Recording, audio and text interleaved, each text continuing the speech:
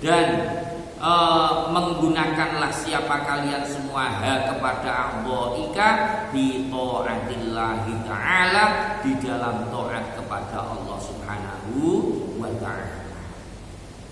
Jadi secara keseluruhan, mulai dari yang kemarin, ya, mulai dari kita diberikan nikmat oleh Allah Subhanahu wa ta'ala yang berupa mata kita bisa berfungsi, bisa melihat dengan baik, bisa bergerak dengan sesuai kebiasaannya yang baik.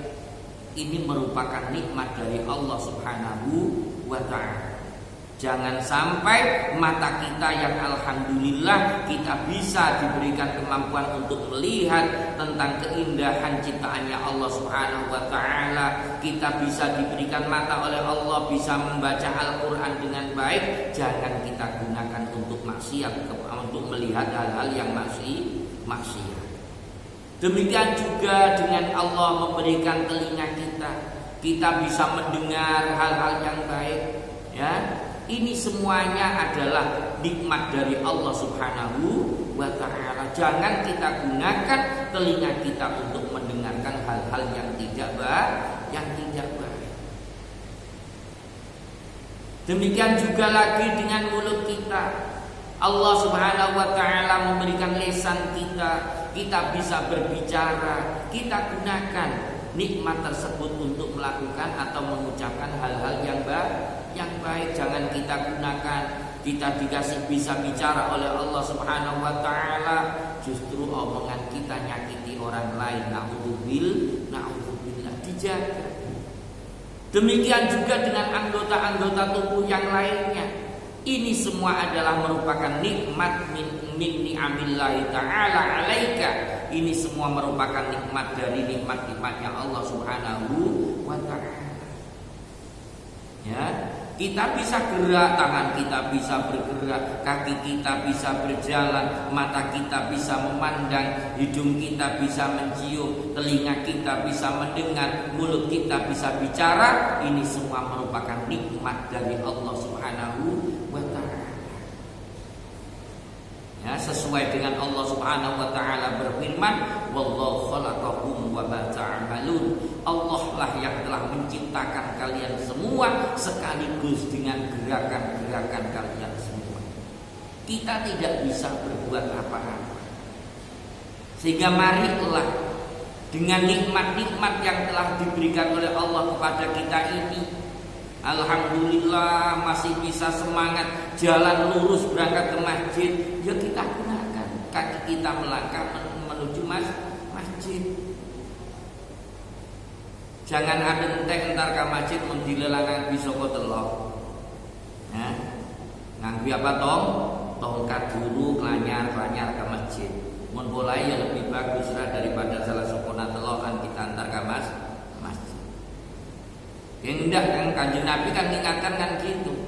Ya, kita harus senantiasa menggunakan kesempatan yang 5 sebelum datangnya hal-hal yang 5 kan. Termasuk ketika kita masih sehat, kita gunakan untuk hal-hal yang baik sebelum datang sakit kita. Mumpung masih sehat kita, ya, masih bisa jalan ke masjid, nggak usah minta tolong. Mumpung ketika kita sudah bisa nyampe di masjid, bisa sujud dengan sempurna, bisa melakukan berdiri, duduk bisa dengan sempurna, seperti apa yang diajarkan oleh Rasulullah ketika kita melakukan sholat. Nanti entek ke masjid mundilelah ngaronyo kakabi bulu ntar ke masjid, ya jangan. Benih saya ngelarang orang sing ngaronyo ke masjid, benih Pak. Maksudnya gimana? Mumpung masih sehat. Apalagi yang muda, mumpung masih muda. Sebab Allah itu memberikan keistimewaan. Rasulullah menyampaikan bahwa saya termasuk ada 7 golongan yang yaumala dhilla illa dhilluh, yang akan mendapatkan naungan dari Allah Subhanahu wa ta'ala di hari yang tidak ada naungan kecuali naungannya Allah. Siapa di antaranya? Yaitu syabun qalbuhu mu'allaqun bil masajid. Pemuda yang hatinya senantiasa bergantung di masjid. pemuda yang istiqomah berangkat ke masjid. Wah, nilainya sangat hebat sekali. Ya. Jangan pingin jadi muda lagi, nanti bukan berangkat ke masjid malah emok saya aminnya 2 malah. Masih kadung sepuh ya sudah, lanjutkan saja sudah. Jadi kalau ada orang ya kok masih muda, ya padahal rata-rata kalau pemuda ini biasanya yo nggak pada deket-deket dengan masjid. Kok bisa qalbuhu mu'allaqun bil masajid, hatinya bergantung di masjid, dengar adzan secepatnya berangkat ke masjid, dengar pengajian di masjid cepat berangkat ke masjid. Inilah nantinya yang mendapat keistimewaan dari Allah, yauma la dhilla illa dhillu, dirinya akan mendapatkan naungan di hari yang tidak ada naungan kecuali naungan dari Allah. Mulanya mana sepuh berangkat ke masjid, apa tanda keistimewanya Ustaz? Bedemun bolana king jejak mintanya minyak jet 2 duna mula sepuh kudu ntar ka masjid porana lah depak parah depak kako ya duta todu sela mula sepuh ki emo ase maksiat menul ya muda maksiat tawa ki bagun maksiat we. Ya kudu apa tobat berhenti dengan apa ya? Ayo sekarang kita bareng-bareng kita memakmurkan masjid. Jadi semua gerakan tubuh yang kita lakukan ini merupakan nikmatnya Allah. Sehingga fala tuharrik syai'an min bi maksiatillah taala. Kita jangan sampai nikmat yang telah diberikan oleh Allah Subhanahu wa taala ini yang berupa nikmat-nikmat dari anggota tubuh kita ini, jangan sampai justru nikmat ini kita jadikan untuk melawan kepada Allah Subhanahu wa taala. Ya, diparingi nikmat bisa jalan, kita gunakan untuk hal-hal yang baik. Diparingi nikmat oleh Allah, kita bisa melihat, kita gunakan untuk melihat yang baik, baca Al-Qur'an ya. Dan lain sebagainya. Wasta'milha fi ta'atillahi ta'ala, dan senantiasa ayo kita gunakan nikmat-nikmat tersebut untuk senantiasa kita gunakan taat kepada Allah Subhanahu wa ta'ala. Wa'lam annaka in qasrat fa'alaika wa baluhu wa in syamrat fa ilaika ta'udu samratuhu. Wallahu ghaniyun 'anka wa an 'amalika wa innama kullu nafsin bima kasabat rahina. Wa'lam, dan mengetahuilah siapa engkau, annaka sesungguhnya engkau itu engkau surta itu apabila lemah siapa engkau Pak di dalam untuk taat, fa'alaika maka itu tetap atas dirimu, wabaluhu adapun akibat kecerobohan tersebut. Sebaliknya ketika jenengan semangat di dalam ibadah, fa'ilaika maka hanya kepada dirimu ta'udu akan kembali apa samratuhu apa buahnya. Wallahu ghaniyun 'anka wa an amalika, dan Allah ghaniyun itu zat yang tidak butuh 'anka dari dirimu wa an amalika dan dari pekerjaan. Lah, kita lakukan ini semua bukan karena apa? Allah Subhanahu wa taala memerintahkan kita agar nikmat-nikmat yang telah diberikan oleh Allah kepada kita ini kita gunakan untuk hal-hal yang baik. Ini kemanfaatannya bukan kepada Allah. Allah enggak butuh kepada penghambaan kita, enggak butuh. Akan tetapi ini semua kita lakukan karena kebutuhan kita kepada Allah. Sehingga kita semangat di dalam ibadah, maka pahala yang memperoleh pahala diri kita.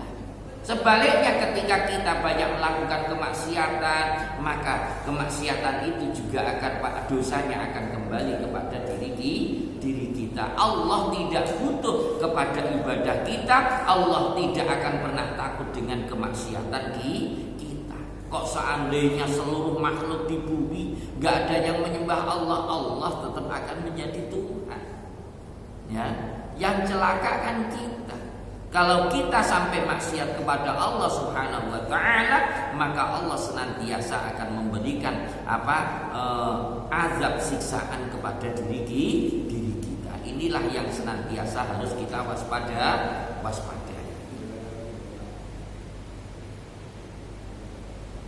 Wa iyyaka an taqula innallaha karimun rahimun yaghfiru dzunuba lil usati fa inna hadhihi kalimatu haqqin tapi urida biha batilun.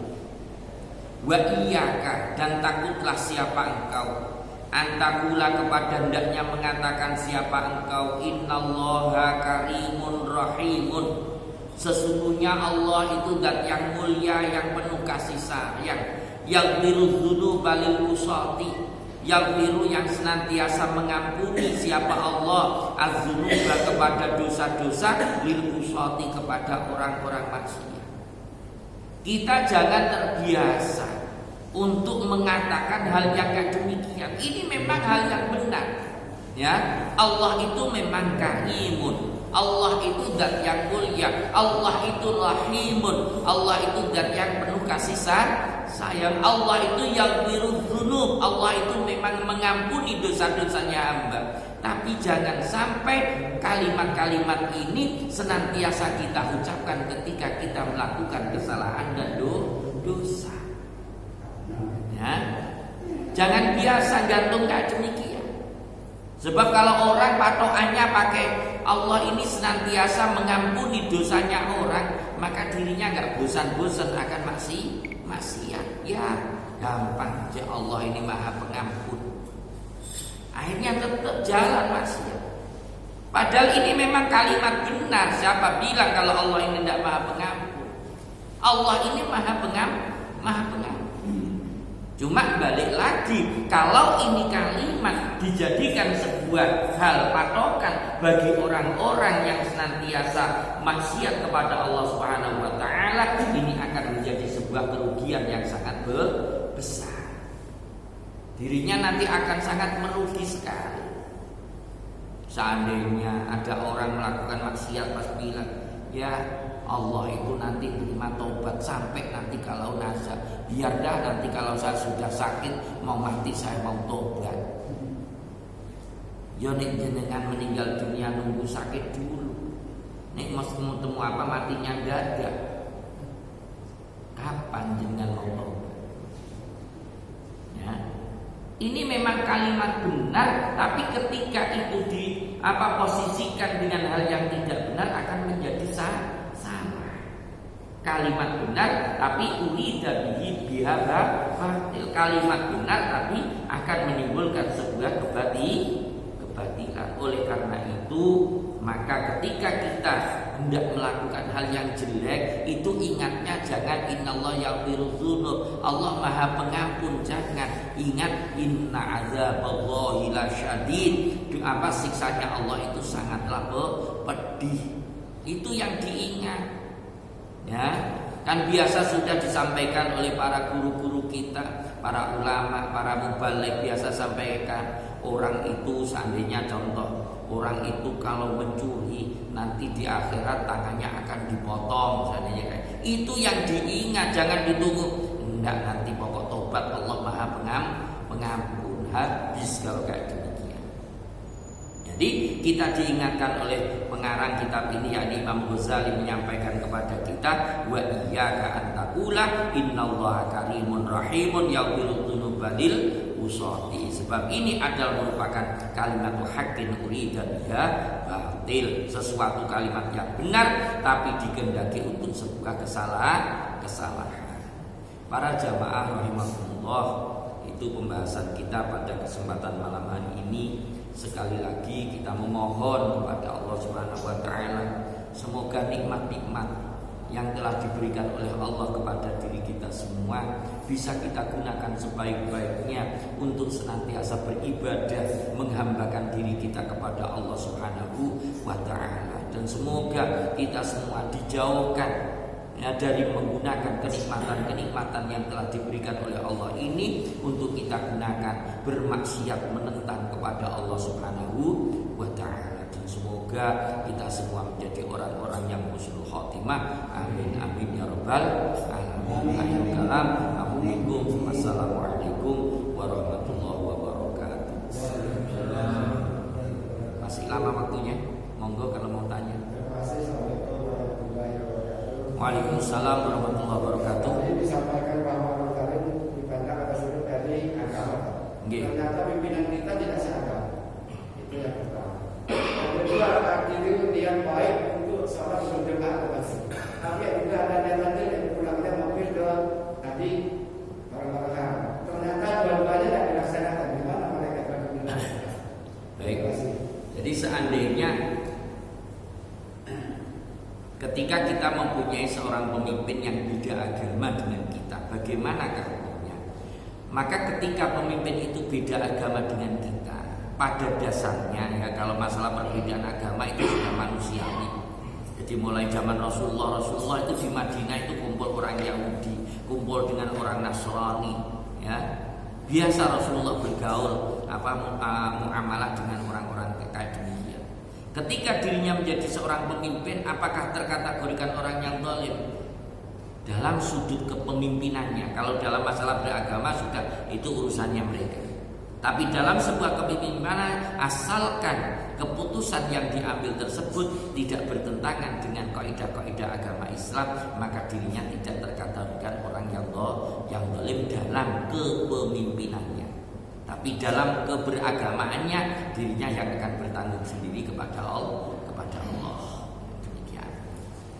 Terus berikutnya, bagaimana Ustaz kalau seandainya saya mau berangkat ke masjid, niatannya saya mau berjamaah di masjid, nanti pulangnya mau mampir ke tempat maksiat, kayak gitu. Bagaimana? Itu jangan diniatkan semuanya. Kalau diniatkan dapat semua nanti, teman. Ya. Jadi sudah niatnya berangkat ke masjid, masalah nanti pulangnya urusan lain. Ya, jangan direncanakan. Kedua-duanya dilaksanakan. Baik. Gimana? Ternyata dua-duanya dilaksanakan. Tidak dilaksanakan semuanya. Kalau tidak dilaksanakan keduanya, kalau orang mukmin ini diuntungkan di situ. Ya, orang mukmin itu dengan niatnya saja, ketika niat itu kebaikan, dirinya sudah dapat satu hasanah. Iya. Niat yang jelek itu tidak akan pernah dicatat oleh para malaikat sebelum dirinya melakukan sebuah kejelekan. Itu enaknya jadi orang mukmin. Makanya sampai ada niatul mukmin khairun min ibadatihi, sampai ada kayak demikian. Jadi makanya niat itu sangat penting sekali di dalam masalah kebaikan. Jadi seandainya ada keinginan, jangan diartikan saya mau niatan untuk, bukan niatan itu keinginan untuk maksiat. Seandainya pas gak jadi, itu berarti kita tidak dicatat akan kejelekan tersebut.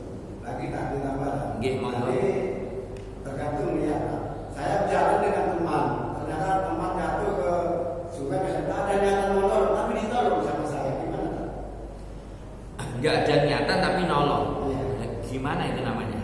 Tolong ini kasih tarik, tidak, langsung saya tolong. Langsung tindakan kan ya? Iya. Langsung tindakan. Jadi iya. Kalau secara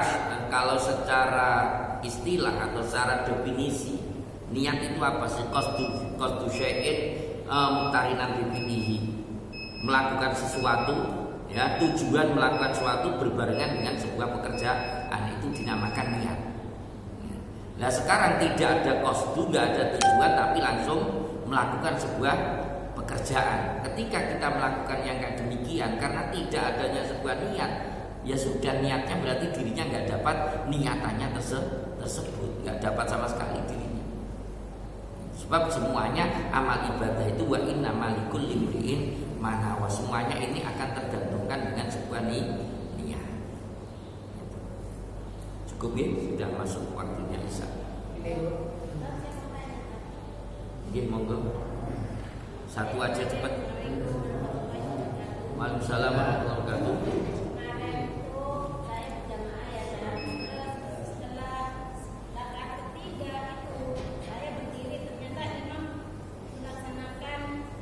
Tasyahud awal. Saya itu apa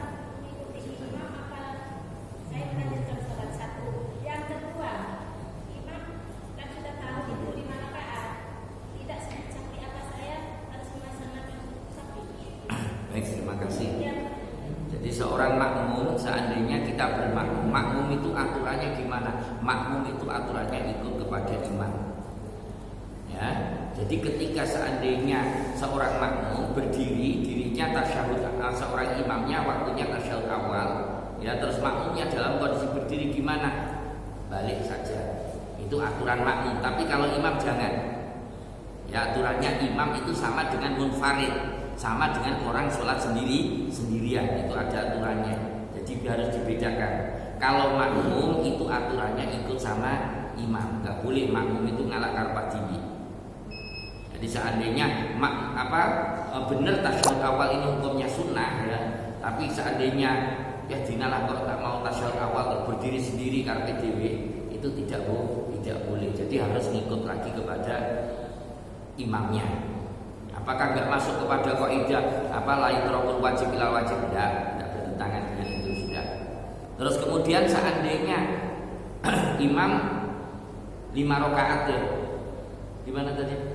Tadi yang kita tahu salah ya, itu apa melaksanakan sahwi saya itu sujud sahwi itu hukumnya sunnah. Jadi ketika seandainya imam itu tidak, ya nggak usah ikut melaksanakan. Jadi makmum itu ikut saja sama imam. Jangan sampai makmum itu tidak taat kepada imam. Kecuali kalau memang di situ ya meninggalkan hal yang wajib, itu baru nanti seorang makmum makanya sampai mengingatkan dan sebagainya. Kalau untuk masalah hal-hal yang sunat semuanya harus ikut kepada imam. Sujud sahwi ini hukumnya termasuk sunnah. Jadi seandainya imamnya sujud sahwi ikut saja, kalau imamnya tidak usah. pertanyaan saya. Terima kasih. Yes, sama-sama.